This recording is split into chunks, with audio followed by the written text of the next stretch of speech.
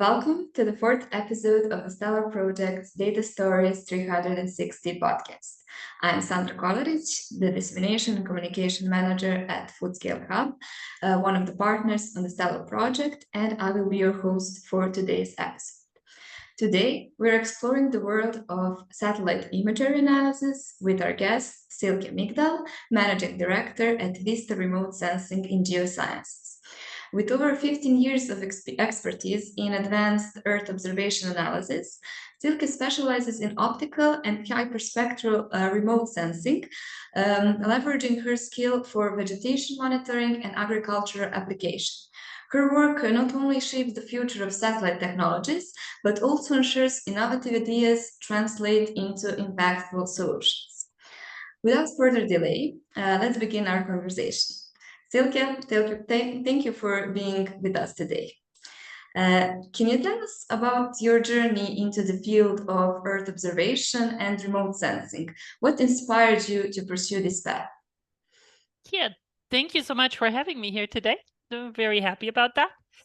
And yes, my journey into this path actually started quite early in school. Because in my school, we had satellite reception. We had Meteosat and NOAA reception. So these are two weather satellites. And we had like an extra class that we could take where we did everything from the technology. So we brought the satellite dish up on the roof of the school and installed it ourselves. And I mean, you have to say this was in the 90s. So IT tools also weren't quite as advanced as today. So we had to really schedule every image, every acquisition. We had to do the analysis with just like our school knowledge. And I already found that very fascinating. Did not obviously have the in-depth skills that I have today. There was also not the in-depth tools that we have today, but it was my first start into really finding this fascinating. And then with this class, we went to the Australian International Space School, which is like a summer program that teaches you everything about space or space technologies. And as you know, space technologies can either look away from Earth or can look at Earth. And I found that for myself, I found it much more fascinating, everything that looked down towards Earth, because we're such a varied planet with so many great structures and so much to figure out. And we have by far not figured out everything about our planet yet. So that was what I was really fascinated with. So I studied geography and Earth observation at college and then stayed in this field. And up to today, 20 years later, I still find it very fascinating. That's very interesting. And with over 15 years of expertise, what have been some of the most significant changes or advancements you've witnessed in the field of optical and hyperspectral remote sensing? Yeah, well, in the beginning, there were very few satellites. Of course, also the technology wasn't as good as it is today. But I think one of the really major things that have happened is that we went from very few satellites and very few scenes per year to a very dense timeline. And now if you think in agriculture. So in agriculture, things happen relatively fast. Fields are very dynamic. In spring, you have very fast growth, then you have blooming, then you have the maturing.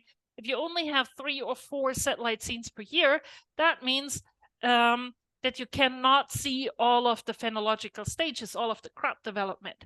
While now you have a scene every 3 to 5 days. So that means you can really see very well how the crops develop. You have a much denser time series. You can do much more with this. On the other hand, that also means, of course, that the data amounts have gone exponentially up. And really the revolution here was the Copernicus program by the EU and the start of the Sentinel satellites. So we're using mainly Sentinel-2, which is a multispectral sensor, but also Sentinel-1, which is a radar sensor. And currently, our archive. We're processing basically every Sentinel-2 scene that is not completely covered with clouds over Europe. And currently, our archive here at VISTA is closing in on 2 petabytes of data. So you can imagine how much data that is. And if we now think the next generation of satellites will be hyperspectral. So the difference between these is multispectral has a few bands, so in different wavelengths, you can see the Earth, but it's like maybe 7 or 10 or 12 bands. And hyperspectral data can have several hundred of these bands. So you see many more details, but you also have a lot more data. So this will be basically the next revolution, to have this data available operationally. And then we already have to work on how do we handle these big data sets, and how do we store them, and how do we make this really accessible in a way that we can use it for agriculture, where we also need our information fast. Thank you. That's a valuable perspective. Now I would like to ask about VISTA. VISTA is leading the STELAR innovative pilot B, which focuses on early crop growth prediction. What are the main challenges that farmers face with existing crop growth and yield prediction systems, and how does this pilot aim to address these issues? Yeah, for farmers, what is the most important is everything that they can do in terms of agricultural management to help their crops grow and to make sure that they get a good yield, a stable yield, and also at the right quality. And these are, of course, measures like having the right crop variety, but also irrigation and fertilization. And these you do mainly during what's called the vegetative phase of the crop, so the part where the crop really grows. And then in the ripening process, there's not that much more you can do. For example, fertilization, you stop with the last fertilization measure for wheat something like 8 to 10 weeks before harvest, because after that it's just the ripening phase. It's a very important fertilization though, because it has a big impact on quality. So what we want is to have a yield prediction early enough, so 8 to 10 weeks before harvest, so that with this last fertilization measure, we can really make sure that not only the yield quantity is stable, but also that we have a good yield quality, because that in turn then really is the difference between having a wheat that you can use for baking and a wheat that is just food for animals. Currently, our current systems are 4 to 6 weeks in advance, which is already good for harvest logistics, but it does not help the farmer themselves for these fertilization measures. So yeah, that's the goal for the farmer. And what makes the challenge of predicting crop development much earlier in the season particularly innovative and difficult? There are actually several challenges there. One is, of course, the weather, because we know that long-term weather forecasts are particularly difficult. And the weather plays an important role in how the crops develop, and also how the ripening process goes. And then in the end, even when you can harvest, because if it's too wet, you cannot go on the field with the tractor or the harvester, and then you can't do anything.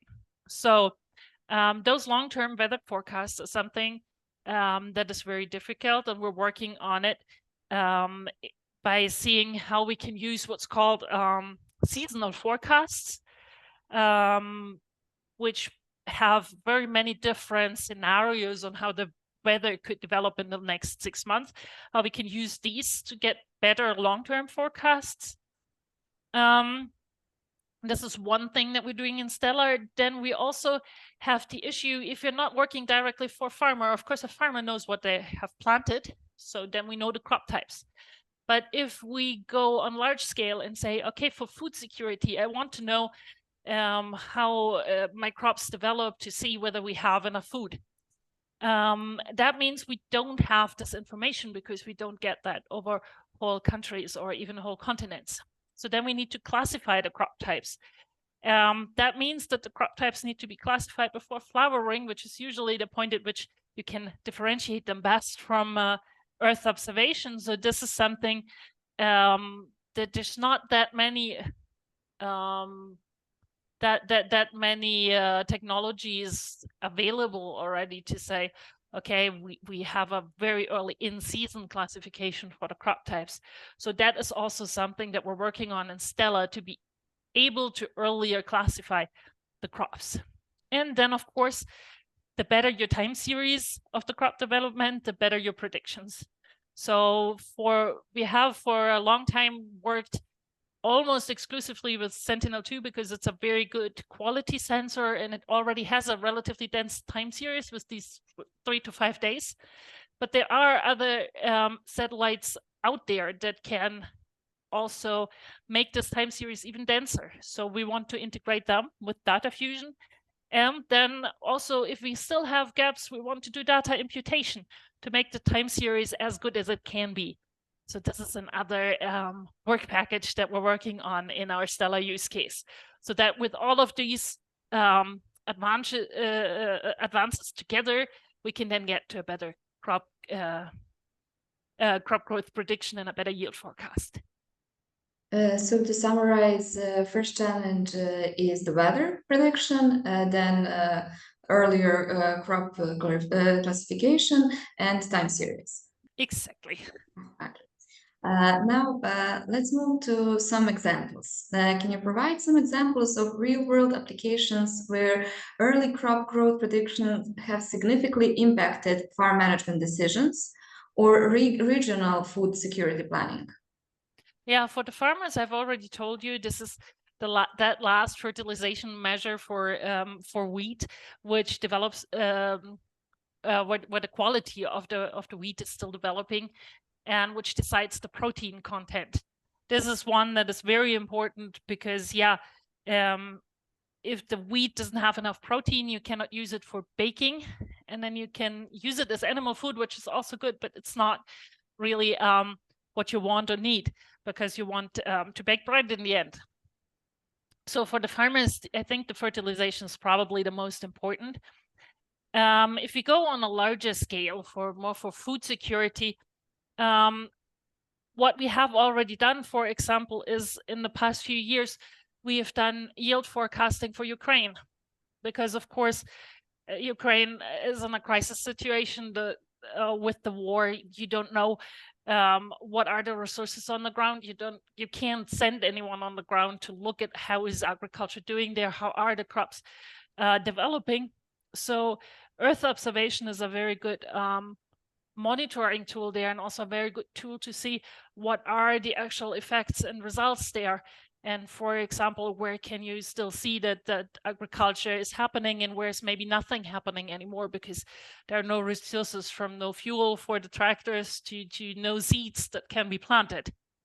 So this is then, of course, also has a large scale impact because if all of the wheat from Ukraine is missing, that is maybe usually sold to the Northern African countries, then we don't have enough food there. So this is something that can be used also as a planning tool to see how to deal with that situation also in a broader context.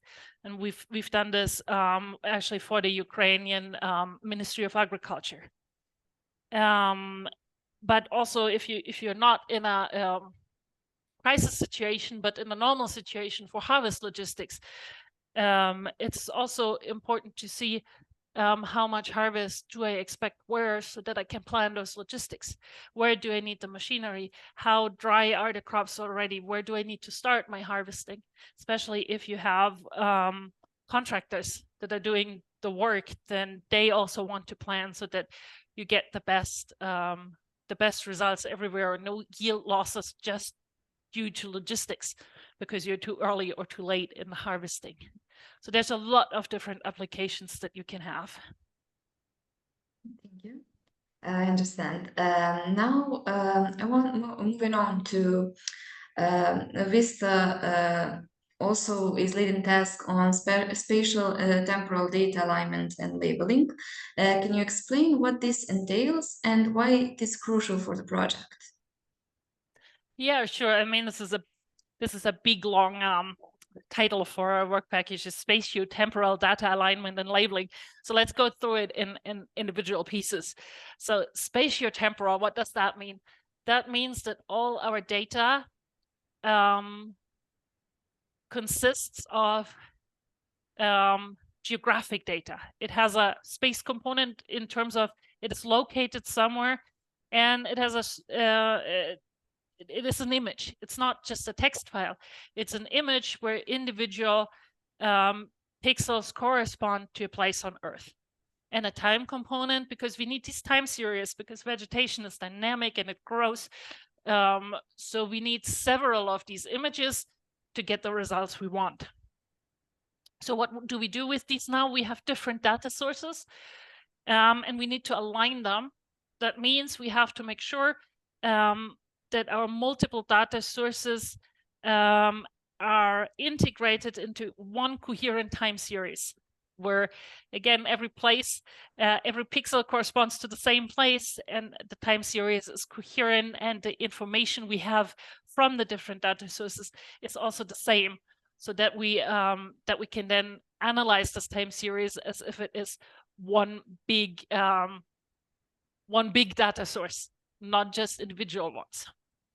And the labeling means basically that we need to know what grows where. That's the one thing, the classification. So we need to say, okay, this point in my time series always corresponds to wheat or always corresponds to maize. And then what we can also do is we can label it in terms of how far is it in its development. That's called phenology, so phenological development of the different plants. And that helps us if we know, okay, on this specific date, we had flowering of wheat in the year 2024. Then in the next year, if the weather was cooler and the flowering is a little bit later, we can say, okay, now maybe we do not, at the same date, we're not at the flowering yet, but we know this is the phenology of the wheat, so we can correspond with the same phenological stage, which in terms means all our models can work with this transfer. Say, okay, it needs, if I want something that looks like flowering, if this is the stage where my wheat should be at, then I need maybe something from 2 weeks earlier or 2 weeks later from the last year to compare it to. So this helps the modeling if we label the data correctly. Thank you. What do you envision as the long-term impact of the STELAR project on agriculture and food safety? Well, I mean, partially this, of course, depends on the long-term availability of the tools, but we're making sure that a lot of the tools are open source and are available and will stay available so that they can also be further developed, and will be kept up after the project. And we're now at the midpoint, more or less, shortly after the midpoint of the project. So for the use cases, this means that we have a first workflow with all of the individual tools that we talked about that are important. They are all set up, and we have demonstrated that they work together. So now comes the nitty and gritty work of actually calculating the services for different test sites, both for large scale and for individual fields, and then evaluating how well they perform. And this is a very exciting stage for us. And I'll be happy to report about the results once we have them. We're just still in the middle of it. So then, of course, ideally, the STELAR tools will support us to, in the future, estimate yields 8 to 10 weeks before harvest, and thus give the farmers, the regional planners, but also public institutions and politics and different organizations all the right information that they need so that we can have a better agricultural management in the future. Thank you so much, Silke, for joining us today and sharing such valuable insights. We eagerly anticipate your ongoing contribution to STELAR's innovative methods and future impacts. And this concludes our discussion with Silke Migdall, wrapping up another insightful episode of our podcast.